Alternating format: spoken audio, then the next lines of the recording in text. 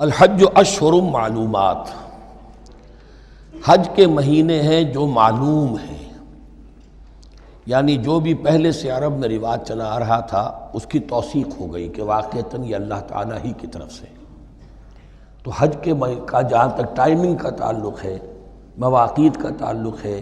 وہ گویا کہ اللہ تعالیٰ کی طرف سے توثیق فرما دی گئی۔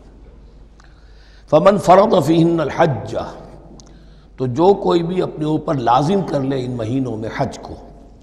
لازم کر لے سے مراد نیت پختہ کر لے، اور نیت پختہ کرنے کی علامت احرام باندھ لے۔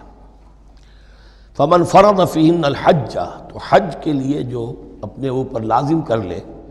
فلا رفث ولا فسوق ولا جدال فی الحج، تو احرام کی حالت میں یہاں لفظ حج آیا ہے، ان میں سے پہلی قید جو ہے فلا رفث، تو کوئی شہوت کی بات نہیں ہونی چاہیے۔ میاں بیوی بھی ساتھ حج کر رہے ہیں تو احرام کی حالت میں وہی قید ہے کہ جو اعتکاف کی حالت میں ہے۔ باقی یہ کہ فسوق اور جدال، اللہ کی نافرمانی یا باہم جھگڑنا، اس لیے کہ بہت بڑی تعداد میں لوگوں کا اجتماع ہوتا ہے، سفر میں بھی لوگ ساتھ ہوتے ہیں، تو لوگوں کے غصوں کے پارے جلدی چڑھ جاتے ہیں، اس میں خاص طور پر روکا گیا کہ یہ ہے کہ اس میں امن ہو اور سکون ہو۔ اور آج بھی واقعہ یہ ہے کہ دنیا میں معجزات میں سے ہے یہ، اتنی بڑی تعداد میں لوگوں کا جمع ہونا، اور وہاں امن رہتا ہے، وہاں وہ جنگ و جدال اور جھگڑا اور فساد وغیرہ قطع نظر نہیں آتا۔ یا تو یہ کہ پچھلے دنوں میں کچھ سیاسی اعتبار سے کوئی مہمیں اٹھائی گئی ہیں، یا یہ کہ کچھ چور اچکوں نے بھی جانا شروع کر دیا ہے وہاں پر، لیکن جھگڑا اور جو گالم گلوچ کی نوبت ہم نے اپنے آنکھوں سے نہیں دیکھی، بلکہ 5-6 مرتبہ حج کی سعادت حاصل ہوئی ہے۔ فلا رفث ولا فسوق ولا جدال فی الحج وما تفعلوا من خیر یعلمہ اللہ، اور جو خیر بھی تم اس کے دوران کرو گے اللہ کے وہ علم میں ہوگا۔ نوافل پڑھ رہے ہو، اضافی طواف کر رہے ہو، کوئی اور بھی جو کام کر رہے ہو، تو اس میں کسی اور کو دکھانے کی ضرورت نہیں ہے، اپنے خاموشی کے ساتھ انسان وہ اپنی جو بھی نیکی مزید کما سکے کمائے، جو بھی مناسک حج ہیں ان پر مستزاد۔ وَتَزَوَّدُوا فَإِنَّ خَيْرَ الزَّادِ التَّقْوَىٰ، اور سفر کے لیے زاد راہ ساتھ لے لیا کرو، اور بہترین زاد راہ تقویٰ ہے۔ اب اس آیت کے 2 معنی لیے گئے ہیں، ایک تو یہ کہ بہترین زاد راہ تقویٰ ہے، یعنی سفر میں آپ نے زاد راہ خرچ کی شکل میں تو لے لیا، تقویٰ ہے نہیں، تو پھر کیا ہوگا؟ وہ تو صرف پیسہ خرچ کرنے کے لیے اچھا احرام لے لیں گے، اچھی جگہ لے لیں گے قیام کی، تو تقویٰ اگر نہیں ہے تو وہ حج تو حج ہی نہیں ہوگا۔ لیکن اس کا ایک دوسرا مفہوم جو ہے وہ بھی بہت اہم ہے کہ اگر انسان خود اپنا زاد راہ ساتھ نہ لے تو پھر وہاں مانگنا پڑتا ہے، تو تقویٰ سے مراد یہاں ہے سوال سے بچنا۔ بہتر یہ ہے کہ زاد راہ لے کر چلو، اور یہ کہ اس کے لیے تمہیں کسی کے سامنے سائل نہ بننا پڑے۔ اگر تم صاحب استطاعت نہیں ہو تو حج تم پر فرض ہی نہیں ہے۔ خام خواہ کو ایک شے جو تم پر فرض نہیں ہے اس کے لیے وہاں جا کر بھیک مانگنا، یا یہاں سے بھیک مانگ کر یا چندہ لے کر جانا، یہ تو قطعاً غلط حرکت ہے۔ وَتَزَوَّدُوا فَإِنَّ خَيْرَ الزَّادِ التَّقْوَىٰ وَاتَّقُونِ يَا أُولِي الْأَلْبَابِ، اور یقیناً میرا ہی تقویٰ کرو، مجھی سے ڈرو اے ہوش مندو۔ لَيْسَ عَلَيْكُمْ جُنَاحٌ أَن تَبْتَغُوا فَضْلًا مِّن رَّبِّكُمْ،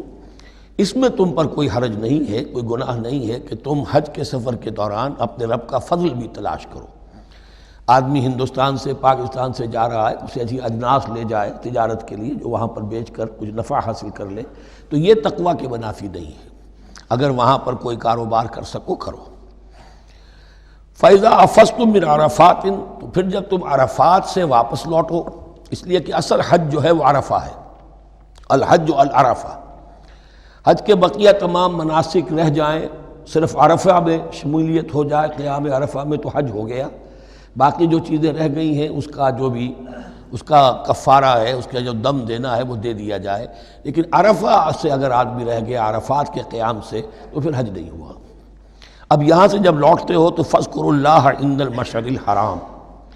یہ ٹائم ٹیبل نوٹ کر لیجئے کہ اصل میں 8 کی شام کو مکے سے نکلتے ہیں 8 ذی الحج کو، اور رات منی میں گزارتے ہیں۔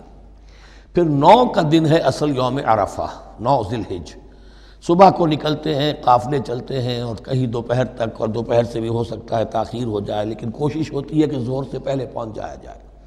لیکن ظہر اور عصر دونوں ملا کر پڑھ لی جائیں عرفات میں داخل ہونے سے پہلے۔ اس لیے جو مسجد ہے عرفات کے میدان سے ملحق وہ عرفے کے اندر شامل نہیں ہے، وہ اس کی حدود سے باہر ہے۔ تو اصلی اس کا افضل یہی ہے کہ ظہر اور عصر ملا کر وہاں پڑھی جائیں، اور اس کے بعد سے غروب آفتاب تک قیام ہے، وہ عرفات کا قیام ہے، اس میں کوئی نماز نہیں، یعنی جو روایتی جو عبادت ہے اس کے سب دروازے بند۔ اب تو اگر دعا کی آپ کے اندر ایک روح پیدا ہو چکی ہے، اپنے رب سے ہم کلام ہو سکتے ہیں، اور آپ کو حلاوت مناجات حاصل ہو گئی ہے، تو دعا مانگتے رہیے، بس یہی ہے دعا۔ قیام عرفہ جو ہے کھڑے ہو کر بیٹھے ہوئے جس طرح بھی ہو اللہ سے مناجات کرو، یا پھر یہ کہ اگر اس میں کبھی ہو جائے کسی وجہ سے تو آدمی تلاوت کرے، لیکن یہ کہ عام نماز نہیں۔ فَإِذَا أَفَضْتُم مِّنْ عَرَفَاتٍ فاذكروا اللَّهَ عِندَ الْمَشْعَرِ الْحَرَامِ، یہ مزدلفہ کا قیام ہے، 9 کی شام کو مغرب کی نماز کا وقت ہو چکنے کے بعد وہاں سے روانگی ہے، لیکن وہاں مغرب کی نماز پڑھنے کی اجازت نہیں ہے۔ اب جاؤ اور مغرب اور عشاء دونوں جمع کرو اس میں مشعر حرام یعنی مزدلفہ میں۔ وَاذْكُرُوهُ كَمَا هَدَاكُمْ، اور یاد کرو اسے، ذکر کرو جیسے کہ تمہیں اس نے ہدایت دی ہے۔ اس سے مراد ہے کہ جو کچھ اللہ کے رسول نے تمہیں سکھایا ہے، ذکر کے جو طور طریقے ہیں، اس کے لیے جو بھی طریقے ہیں وہ اللہ نے ہدایت دی اپنے رسول کے ذریعے۔ وَإِن كُنتُم مِّن قَبْلِهِ لَمِنَ الضَّالِّينَ، اور یقیناً اس سے پہلے تو تم گمراہ لوگوں میں سے تھے، تمہیں معلوم نہیں تھا، حج کی شکل باقی رہ گئی تھی، اس کی روح ختم ہو گئی تھی، اس کے مناسک میں بھی تم نے رد و بدل کر دیا تھا، وہ آگے آ رہا ہے۔ ثم افیضوا من حیث افاض الناس، پھر پلٹو وہیں سے جہاں سے کہ سب لوگ پلٹتے ہیں۔ قریش نے یہ کہا تھا کہ ہماری خاص حیثیت ہے کہ ہم تو منی ہی میں مقیم رہیں گے، باہر سے آنے والے لوگ عرفات جائیں اور عرفات سے پھر واپس لوٹیں، یہ سارے مناسک ہمارے لیے نہیں ہیں، ہم تو مکے والے ہیں اور ہماری شان یہ ہے کہ ہم عرفات نہیں جائیں گے، منی ہی میں قیام رہے گا۔ یہاں بتایا گیا کہ یہ تم نے غلط بات ایجاد کر لی ہے۔ ثم افیضوا من حیث افاض الناس، جہاں سے سب لوگ لوٹتے ہیں یعنی میدان عرفہ سے، وہیں سے لوٹیں۔ واستغفروا اللہ، اللہ سے استغفار کرتے رہو، ان اللہ غفور رحیم، یقینا اللہ بخشنے والا رحم فرمانے والا ہے۔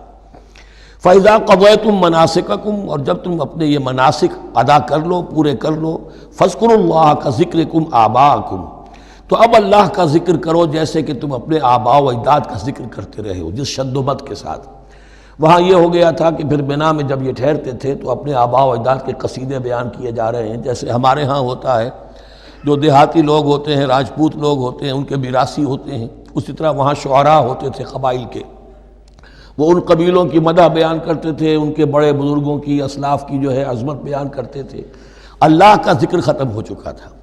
فرمایا جس شد و مد کے ساتھ تم اپنے آباء و اجداد کا ذکر کرتے رہے، اب اسی شد و مد کے ساتھ، بلکہ او اشد ذکرہ، بلکہ اس سے بھی زیادہ شد و مد کے ساتھ اب اللہ کا ذکر کرو۔ فَمِنَ النَّاسِ مَن يَقُولُ رَبَّنَا آتِنَا فِي الدُّنْيَا وَمَا لَهُ فِي الْآخِرَةِ مِنْ خَلَاقٍ، لوگوں میں سے وہ بھی ہیں جو یہی کہتے رہتے ہیں رب ہمیں دے دے دنیا ہی میں، ایسے لوگوں کے لیے آخرت میں کوئی حصہ نہیں ہے۔ یعنی وہاں پہنچ کر بھی ساری دعائیں ان کی دنیاوی چیزوں کے لیے ہیں، مال کے لیے، اولاد کے لیے، ترقی کے لیے، اور دنیا کی جو بھی چیزیں ہیں، اپنی کوئی مشکلات ہیں ان کے رفع کرنے کے لیے، چونکہ ان کے دلوں میں دنیا بسی ہوئی ہے۔ اشربوا فی قلوبہم الدنیا، ان کے دلوں میں جیسے بنی اسرائیل کے دلوں میں بچڑے کا تقدس ملا دیا گیا تھا اور محبت، اسی طرح ہمارے دلوں میں دنیا کی محبت ہے، تو وہاں جا کر بھی دنیا ہی کی دعائیں ہیں۔ فَمِنَ النَّاسِ مَن يَقُولُ رَبَّنَا آتِنَا فِي الدُّنْيَا وَمَا لَهُ فِي الْآخِرَةِ مِنْ خَلَاقٍ، ظاہر بات ہے ایسے لوگوں کے لیے پھر آخرت میں کوئی حصہ نہیں ہے۔ وَمِنْهُم مَن يَقُولُ، اور ان میں سے وہ بھی ہیں جو یہ کہتے ہیں ربنا آتنا فی الدنیا حسنۃ وفی الآخرۃ حسنۃ وقنا عذاب النار، پروردگار ہمیں اس دنیا میں بھی خیر عطا فرما اور آخرت کا بھی خیر عطا فرما اور ہمیں بچا لے آگ کے عذاب سے۔ اب دنیا کا خیر جو ہے سب سے بڑا وہ ایمان ہے، ہدایت ہے۔ دنیا کا کوئی خیر نہیں ہے جب تک کہ اس کے ساتھ ہدایت اور ایمان نہ ہو۔ تو سب سے پہلے انسان ایمان طلب کرے، پھر اس کے ساتھ اللہ تعالیٰ دنیا میں کشادگی دے دے، رزق میں بھی کشائش دے دے تو ٹھیک ہے، کوئی بری بات نہیں، اچھی بات ہے۔ لیکن یہ کہ اصل شے کیا ہے؟ ایمان اور استقامت۔ اولئک لہم نصیب مما کسبوا، یہاں یہ لفظ بہت اہم ہے، ان کے لیے حصہ ہوگا اس میں سے جو انہوں نے کمایا۔ محض یہ دعا کرنے سے، یہ دعا جو ہے یہ کافی نہیں ہو جائے گی۔ اول تو یہ نوٹ کر لیجئے، یہی وہ دعا ہے جو یعنی رکن یمانی سے لے کر جو بھی ہر چکر ہوتا ہے اس کا طواف کا، تو رکن یمانی سے لے کر حجر اسود تک کا جو دورہ ہے، اس میں یہ دعا مانگی جاتی ہے، ربنا آتنا فی الدنیا حسنۃ وفی الآخرۃ حسنۃ وقنا عذاب النار اولئک لہم نصیب مما کسبوا، ان کے لیے حصہ ہے اس میں سے جو انہوں نے کمایا۔ اچھا، اس میں سے جو انہوں نے کمایا، اس میں سے کیوں، وہ تو سارا ملنا چاہیے، لیکن بندے کو ڈرتا رہنا چاہیے کہ ممکن ہے اس میں سے کسی مسئلے میں میری نیت میں کوئی فساد آ گیا ہو، ممکن ہے اس میں سے میرے کسی عمل کے اندر کوئی کمی رہ گئی ہو، کوئی کوتاہی رہ گئی ہو، اس لیے یہ نہ سمجھ لے کہ جو بھی کچھ کیا ہے اس کا اجر لازماً ملے گا۔ مما کسبوا، جو انہوں نے کمایا ہے اس میں خلوص ہے، اس میں بے ریائی ہے، اس میں تمام جو بھی اس کے آداب اور شرائط ہیں ملحوظ رکھے گئے ہیں، تو ان کو اس کا حصہ ملے گا۔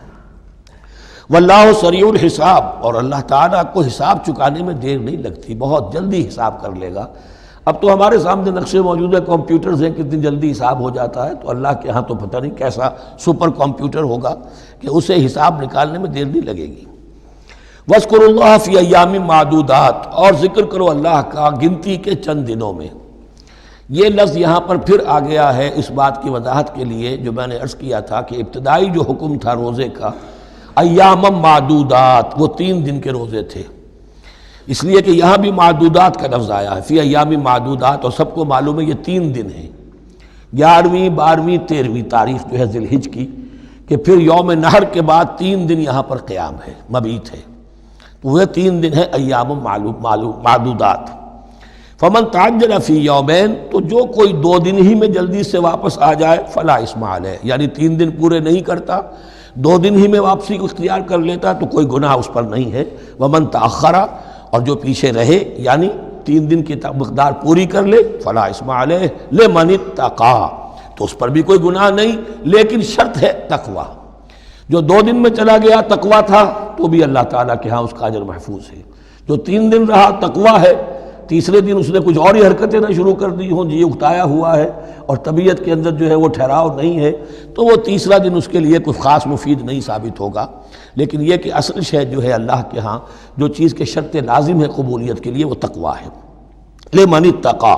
واتقوا اللہ واعلموا انکم الیہ تحشرون، اور اللہ کا تقوی اختیار کرو اور یہ مستحضر رکھو اپنے ذہن میں کہ تمہیں اسی کی جانب جمع کر دیا جائے گا، تم سب کے سب ہانک کر لے جاؤ گے اسی کی جناب میں۔